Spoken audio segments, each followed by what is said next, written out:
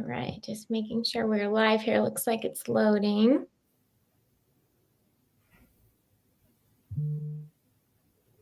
All right, we're live on Instagram. Give people a chance to join here. And we'll make sure we're live on Facebook, and then we will be good to go. All right.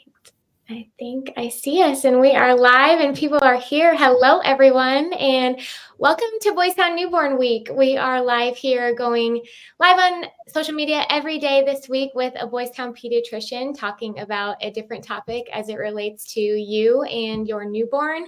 So whether you're expecting your first baby, maybe second or third, maybe you recently welcomed a newborn, this week is for you. We're talking about an array of topics like feeding, crying, sleeping, and more. So if you're watching live, we are doing a giveaway. And if you'd like to be entered to win a stuffed bear with a detachable blanket from Boys Town Pediatrics, make sure you like this video and leave a comment. You can comment anything. Let us know what you're excited about with becoming a parent, your due date, if you have a question related to feeding. And if you're watching and maybe haven't disclosed your pregnancy yet, or you don't want to leave a public comment, that is totally fine. We are watching our inbox, so you can always send us a message with your comment to be entered or with any questions that you have. Dr. Sawyer, how are you doing today? I'm good. Thanks for having me, Gabby. Good. It's great to have you on for another newborn week.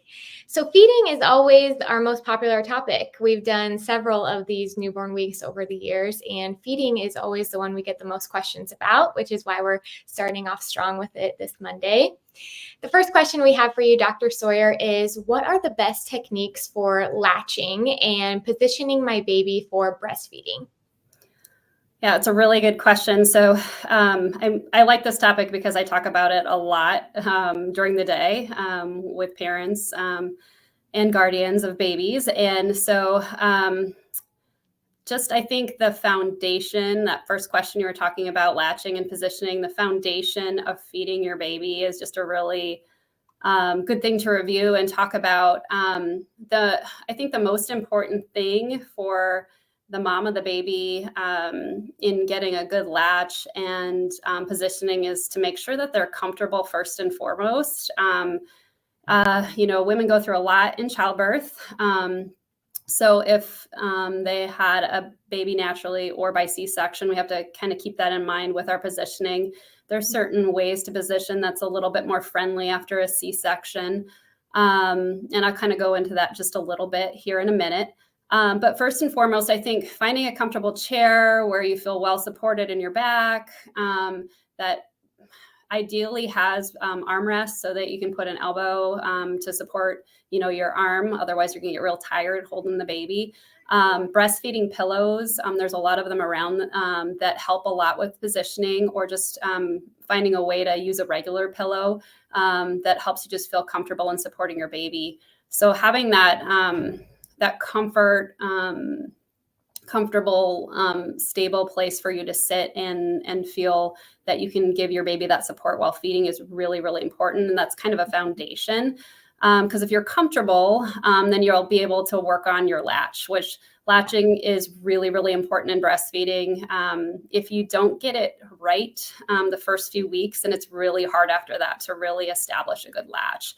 And it's really important to have a good latch because that's what helps with milk production and letdown. So we want to, it's not always perfect from the get-go, but we want to work on getting it to be as ideal as possible, as early as possible, so that baby's getting enough milk, mom's nipples are holding up, because with poor latch, we can see bruising and cracking and things like that.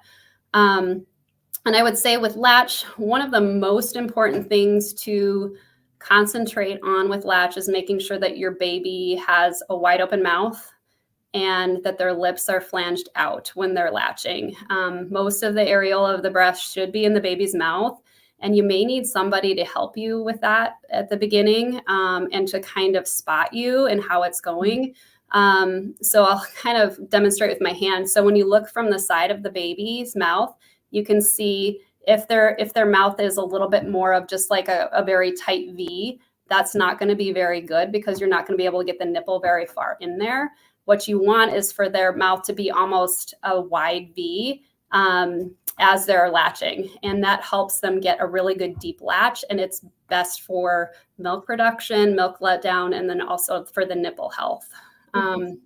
So I think there's a lot that goes into this. So having people around to help with positioning, comfort, and then also that initial latching can be really helpful. And usually that will be provided for you in the hospital by the nursing and the lactation support staff.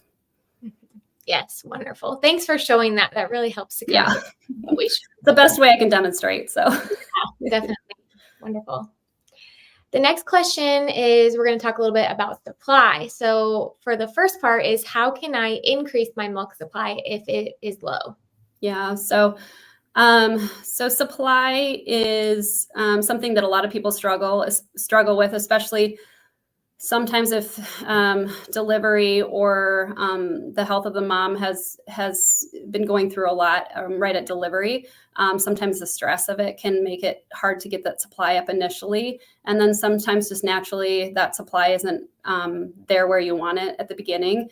But I would say the most important thing to get your milk supply going is to feed your baby.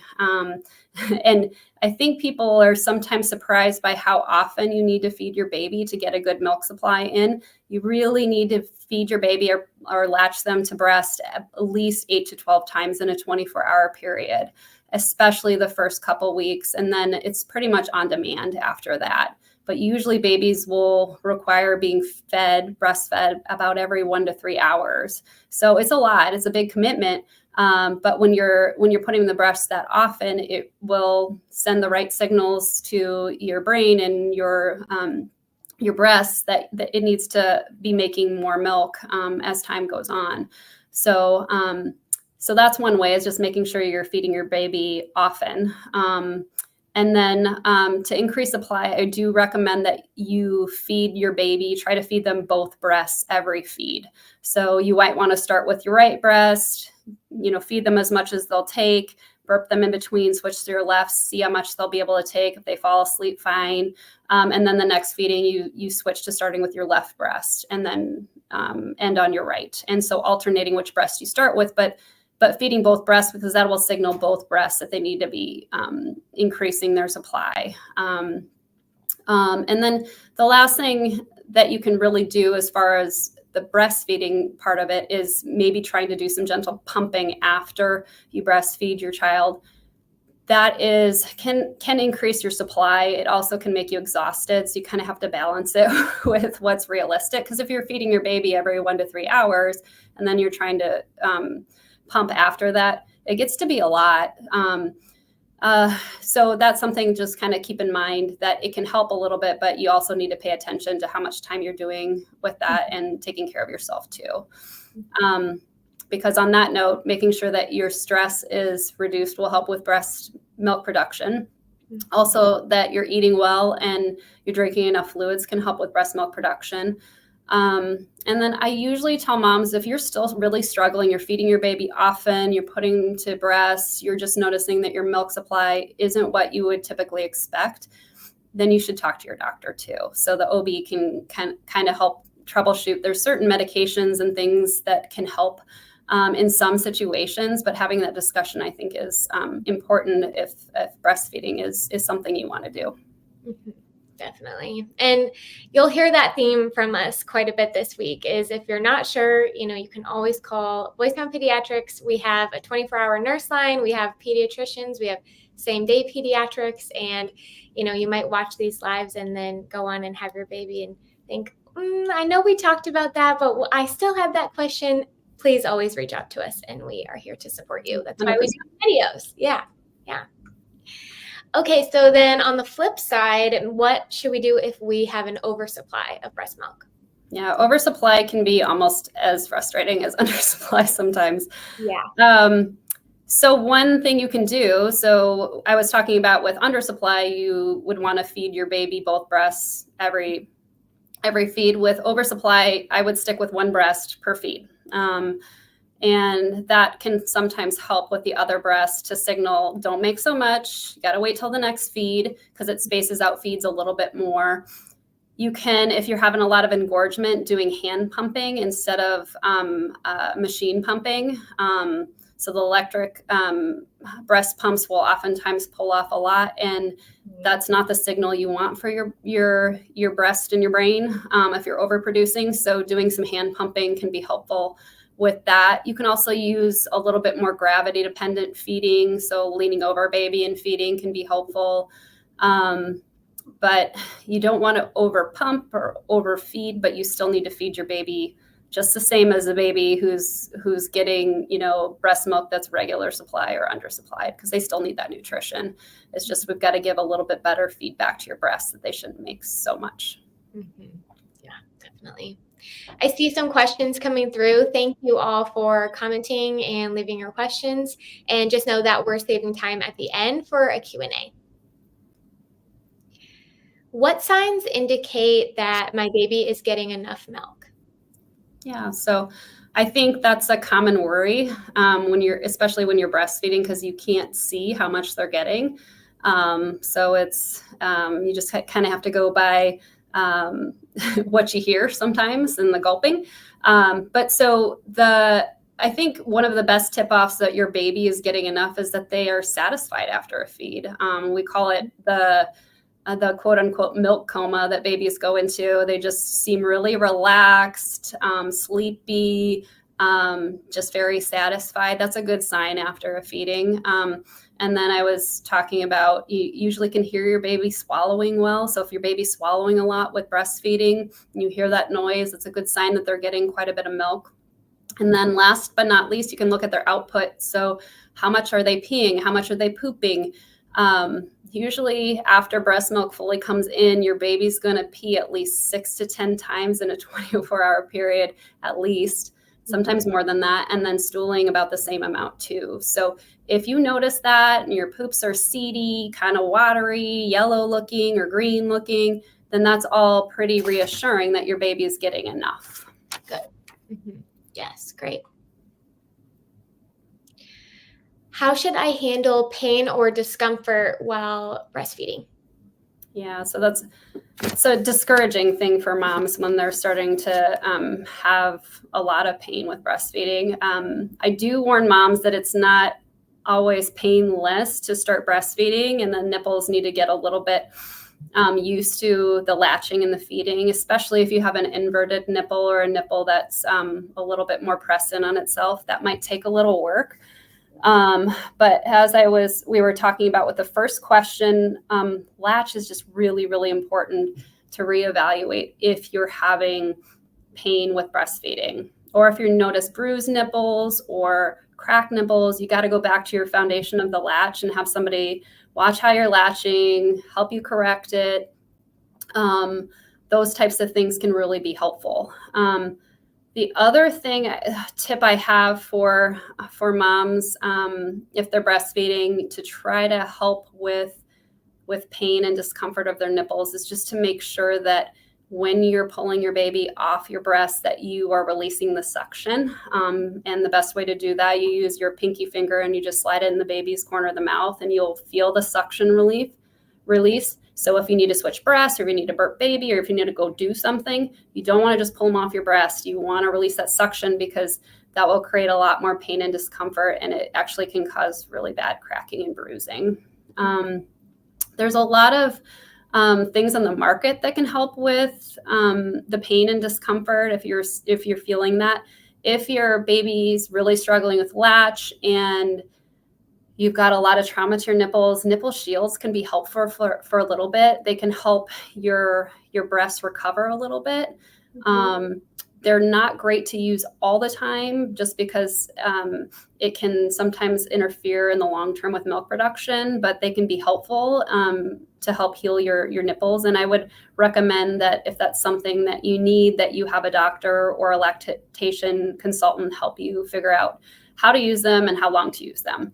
And then there's always, just for keeping your nipples in good shape, as far as just on the surface health of them, there's lanolin and nipple creams and things like that are very helpful. And one thing I really wish I would have known about when I was nursing my babies is they have these little gel packs that you can get. I think they're called Soothies, and I'm not even sure of the brand, but you can put them in the freezer and then you tuck them in your bra. So if you're having irritated or swollen nipples, they really help with that. Just a little bit of cold on there can be very helpful if you're feeling swollen or inflamed with nursing. Yeah, great tips. Oh, one thing I forgot to say too, one cause of nipple pain or breast pain or problems can be overzealous pumping. So you got to be real careful if you start with an electric pump, to start on the lowest setting and then slowly work your way up so you tolerate it, because that can really lead to some breast pain. Mm-hmm. Yeah. And that leads right into our next question. I know we've touched on pumping, but for maybe first-time moms, what do we need to know about pumping? How do we do it? How many times should we do it? What would you recommend for all that? I mean, everyone's going to have a different scenario or situation with pumping, whether you're underproducer, overproducer, right in the middle, whether you're going to be working or not. There's lots of different ways to do pumping, but I usually recommend, unless you're just really feeling like you have a horrible oversupply, to wait until the first 1 to 2 weeks of breastfeeding to start pumping, to wait till after that, just so you're establishing a good latch and a good routine with breastfeeding. However, if you feel like you're engorged and you need a good way to get some milk off, doing some gentle breast pumping can be helpful. I recommend that if you can afford it and if you have access to it through insurance or otherwise, doing a double electric breast pump, because it's more efficient, and it has a lot of variability with the settings. You really need to be looking at the instruction manual with the flange size. So that's the piece that goes over the nipple and the breast. You need to make sure it's the right size for your breast. If it's not, once again, then it'll start to cause more friction or pain or bruising that we don't want using that pump. It sometimes can be helpful for mothers to focus on pumping after periods where their babies are sleeping longer periods, so that if they feel really full and engorged and they don't want to wake up their baby, then they can pump during that time. Sometimes they don't feel like their baby fully empties their breast, so they'll pump after the feeding session. There's not a formula for it, I would say. It's just what seems to work best with your routine and how much your baby feeds and what their timing of their feeds are. And trying to, gauge whether or not you're going to need to try to build up a milk supply for work or being away from your baby. That might make you a little bit more motivated to do more pumping. But if you're not needing that, then you may not need to pump very much. And all that's okay. Wonderful, wonderful. Okay, so we've talked about breastfeeding, and now we have some questions all about formula feeding. So we're going to go through those, and then we will do our Q&A and then our giveaway. So our giveaway is live, like I mentioned. So if you're watching right now, make sure you leave a comment. And don't worry, if you're watching this video later tonight or maybe in the next few days and you missed a live giveaway, we are still doing a grand prize giveaway for newborn photography with Nikki McLay Photography. So you can still comment to be entered in that, and we'll add them all up throughout the week. So, Dr. Sawyer, how do we choose the right formula for our baby? Yeah, it's confusing when you're looking in the baby aisle. Yeah. So most infant formulas are very strictly regulated by the government and what they contain and how much they contain of certain nutrients, vitamins, minerals. So what my advice to parents and people who are caring for babies is to look for, at the start of things, look for a regular old cow-based infant formula. And it's fine to go generic. Honestly, it is. You don't have to go brand name. I know we all want what's best for our babies, but generic's fine. So look what's out there that's easily available, that's affordable to you. And I would go with that, and then see how your baby does with it. Definitely helpful. Sometimes parents get concerned about certain things that are going on, such as gassiness or pain with stooling or spitting up. And it's not typically due to the brand of formula or the type of formula. But that's something that I think we are all open to discussing with families when they come in, if they're concerned that, is this formula the right one for my baby? Is it what's causing these symptoms? And we can say yes or no and kind of troubleshoot with them and make recommendations. But I don't recommend switching between a lot of different brands or types or component formulas, just because it can make things really confusing as a parent, and you don't need it to be more confusing than it already is. Yes, definitely. So if your baby's having any trouble in formula, just bring them in and we can help you. Yep. Certainly. So we talked a little bit when we were talking about breastfeeding of kind of the frequency and tempo of feeding, but when a baby is on formula, is that the same, or how much and how often should we be feeding our baby with formula? Yeah. So formula, if you're starting your baby on formula pretty much right after birth, it's important to keep in mind that the infant stomach is very, very small. So what is usually recommended is to start with like a ½ ounce of formula to be fed about every 2 to 3 hours. And then as days and weeks go on, then you see a slow increase of what babies can tolerate. And that's generally the recommendation. Some babies, at 2 months will be taking 4 ounces. Some babies will be taking 2 ounces. Some will be taking 6 ounces. Every baby is different as far as how much they're going to need or want as far as bottle feeding. So there's no strict recipe or prescription for how much to have at what age.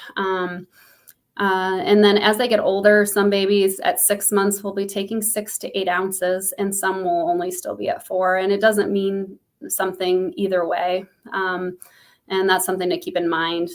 It's kind of the same idea as with nursing or breastfeeding. If your baby seems satisfied after that amount of, formula, and they seem like they're, not hungry for more, or not struggling to make it an hour or so in between feeds, then that's probably the right amount for them. Yeah. Awesome. Okay, let's see. I have 4 more questions here on my list, and then we will hop into the Q&A. So if you're watching live and you have a remaining question beyond what we've talked about, go ahead and leave it below, and we'll try to get to as many as we can in time. What is the proper way to prepare and store formula? Yeah, so there's a little mixology that goes into formula. And it can be a little bit labor intensive sometimes. First and foremost, with anything with dealing with a baby, we want it to be clean. So sterile bottles, nipple tops, anything they're using, make sure it's clean. Make sure you wash your hands good before preparing formula as well. What we do is we typically will do about 2 ounces of water to 1 scoop of formula. However, depending on what your baby needs and whether or not they were preemie or not, or there's a lot of different possible exceptions to that. You just need to pay attention to what your doctor says if there's something different. But in general, if we're buying, formula for a baby and it comes in the powder form, you just read the recipe on the container. It will tell you exact amounts, how to do it. Just make sure you follow the instructions as laid out there. Sometimes bottles of ready to feed will be given out right after birth, and those are fine to use. So they're just bottles that are pre-mixed. There's nothing you need to do to those besides put the nipple on and feed your baby. So there's lots of different ways that it's presented to us, but follow the instructions, okay? Yeah. We touched on this a little bit earlier, but any other signs to tell if our baby is allergic or intolerant to a formula beyond what we discussed already? I think I do get a lot of parents concerned that their babies are allergic or intolerant to formula because they're spitting up. And I do a lot of education with families that spitting up is actually pretty common and normal in babies. So just spitting up itself is not necessarily a sign of intolerance, and I would not advocate switching between formulas if that's happening on its own. There's other things, though, that can be more concerning. If your baby's always irritable after feeds, or they're starting to refuse feeds because they seem so upset, or if you start to notice that your baby's stools are starting to have more mucus or blood-tinged mucus, that might be a sign of a true milk protein intolerance, and that would be a reason that we would need to switch formulas. The last thing is just making sure like you're going in for regular newborn visits and we're tracking growth. So if your baby is growing really well on a formula and spitting up a lot, it's okay, and that's normal. But if they're not growing very well, that might be a sign that something's not going right with their digestion, and we might need to change formulas or trial something different. Yeah. What do we need to know about combo feeding? Yeah, so combo feeding is pretty common, actually. A lot of women have a lot of different reasons for combo feeding. And I try to encourage women, if they can breastfeed at all, if they can give their babies any amount of breast milk, it's better than nothing. Because breast milk, we know, is still superior to formula. However, but some women just need to do some formula, and that's okay. For combo feeding, it is important, though, still to get some of those breastfeeds in, because as I was talking about early on about supply and breastfeeding, if you're not feeding your baby about 8 to 12 times in a 24-hour period, you're not going to have breast milk that will be at an amount that will feed your baby. You may find that you can pump or do some alternatives to increase your milk supply a little bit. But just know that if you're combo feeding and are not feeding that often, your breast milk supply may slowly go down and dwindle to not a lot after a while. And that just might be your reality, and that's okay. But like I said before, any amount of breast milk, I think, is better than nothing. And then I have some people who will breastfeed pretty much primarily, and then when the baby is with a caregiver, with someone else, they have them do formula just because they can't pump enough. And that's fine too. There's a lot of different ways to do it. Just making sure that you're following your baby's cues, and whether or not you're doing more breastfeeding or more formula, making sure that your baby seems satisfied and their peeing and their poopy diapers are stable and that they're growing over time. Those are all the most important things. Wonderful. Okay, one more question here on this list before the Q&A, and that is, what are the signs of feeding problems and when should we seek help?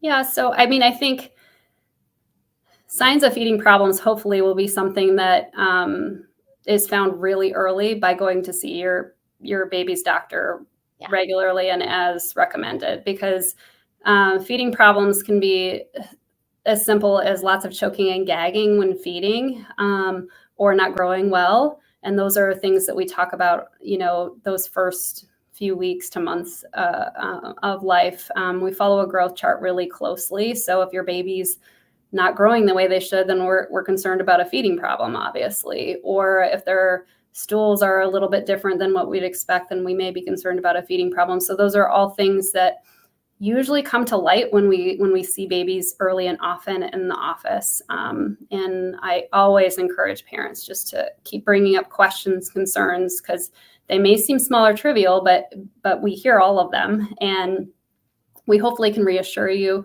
Or if it's something more serious, then we can address it, and that's what we're here for. Yes, well said. Thank you for answering all those questions. So detailed. You are always so detailed. Okay, so we're going to hop into the Q&A, and before we do, just make sure you like this video, and then we'll draw for the giveaway winner here at the end. Okay, so the first question we have, let me scroll up here, is it common to have trouble switching from breastfeeding to formula? That's a really good question. It can be. I don't know if it's common, but it can be. It can be troublesome to actually just switch from breastfeeding to bottle feeding, even if it's regular breast milk in the bottle or formula, just because babies sometimes will get used to only feeding at the breast. So what I usually recommend after the first couple of weeks after birth, if you're breastfeeding exclusively to start, is maybe have another caregiver do a bottle of breast milk or formula once a day to start, just to see and get them introduced to using a bottle. And that can make that transition a little easier later. So if you know that your baby is going to go to daycare and you're not going to be able to breastfeed them all the time, or if you know that you're going to need to switch to formula or you want to switch to formula at some point, starting early to try to introduce maybe at about the 2-week mark, a bottle in here and there can make a difference, because as they get a little older, if they're just all breastfeeding or taking it from the breast, it can be a little bit more of a difficult transition. So I hope that answered your question. I think honestly, the harder transition isn't necessarily from breast milk to formula, but it's more from breastfeeding to bottle feeding. The one thing I will say is if you're switching from breast milk to formula feeding, you will for sure see a difference in your baby's stools. And that's something to prepare yourself for. Breastfed babies tend to stool a little bit more easily sometimes with more liquidy stools. They're usually yellow seedy, and they can be with every feed or they can space out for days, and all that can be normal for breastfed babies. Formula fed babies tend to be a little bit more like 1 to 2 times a day. And then their stools tend to be thicker because of the iron content in formula. So just being aware that if you're switching from breast milk to formula, your baby's stools will change, and that will be a little bit of a transition for you and your baby. Definitely. When is best to measure for a breast pump? I think right when, so measuring for the phalange, is that what they're asking for? I think it's probably best to do it after delivery, just because before delivery, your breasts don't have, the volume typically as after you start to get some milk in. And you may want to have a couple different sizes, honestly, because you're going to go from being very large and engorged right after delivery. And sometimes people will notice that their volume of their breasts change as they've been feeding for a few months. So you might want to do the size after delivery and then maybe a size smaller depending on the type of breast pump and phalange. Yeah. The next question is, can underlying health conditions affect your milk supply? This viewer is a type 1 diabetic, for context. Certainly. Yeah. We know that our stress and our health can certainly affect our breast milk production. And that's why it's important to, work with your own personal doctor in making sure if you're, a diabetic, that your blood sugars are controlled, or if you have a thyroid issue, that you're taking the right thyroid medicine, because being in good shape yourself, health-wise and otherwise, is really important to help you take care of your baby with breast milk production and with everything else too. This question says, is HRT safe during breastfeeding?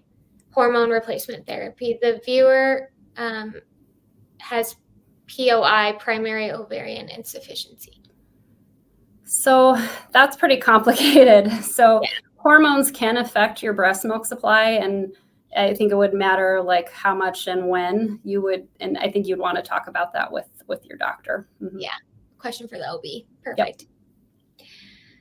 Okay. How long should you pump and breastfeed? Are there any signs to know when to stop? Yeah. So that's actually a really good question.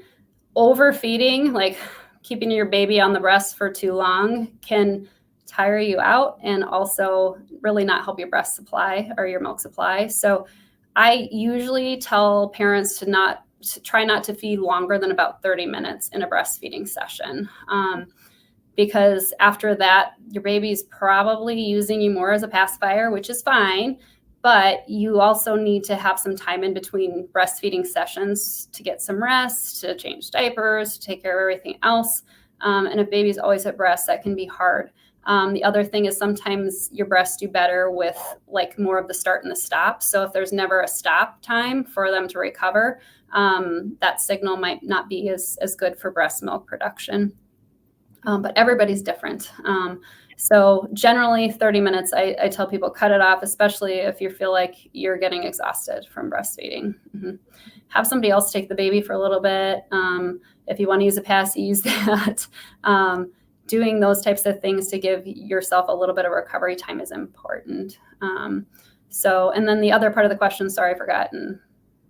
Oh, the other part was, are there signs to know when to stop? Oh, yeah. So, and it was with pumping too. Yeah. Signs to know when to stop. If your baby's fallen asleep or if baby seems to be pulling off, that's a good sign. Burp them and then switch to the other breast if you're doing both breasts. You can try to relatch them in the same breast too, but if they seem like they're done, they're done. And then for breast pumping, I recommend probably not pumping longer than about 10 to 15 minutes, just because you're usually going to get a good amount of milk off that way. And if you notice that you're pumping and you're really not getting much out for a good minute or two, it's probably time to stop anyway. Yeah, for sure. Okay, we see a few more questions coming through related to certain like medication uses, which with breastfeeding, we advise probably to talk to your OB about those. Yeah. So the other thing is, if you are taking a medicine and you're breastfeeding, you can always call our office too. Because we can look it up for you and tell you whether or not it's safe or if there is risk or whatnot.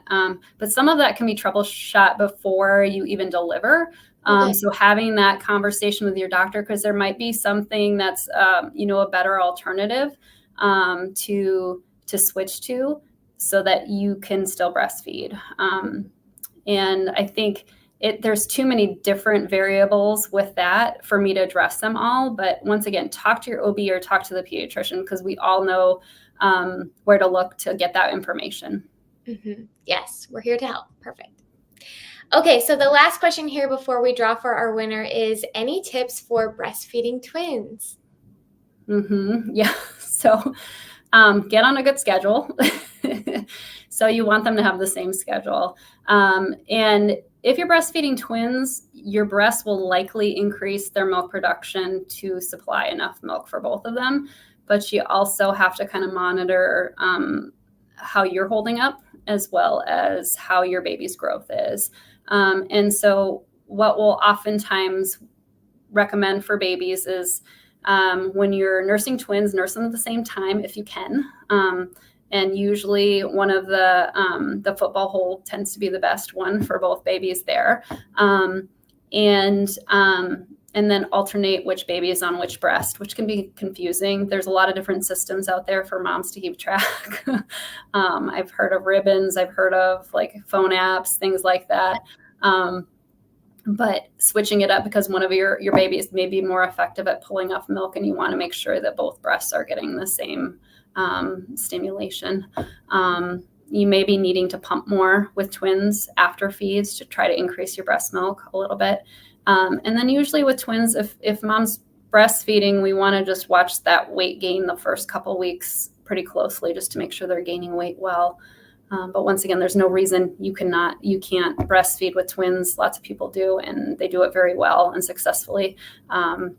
It's just kind of having a system in place in the beginning.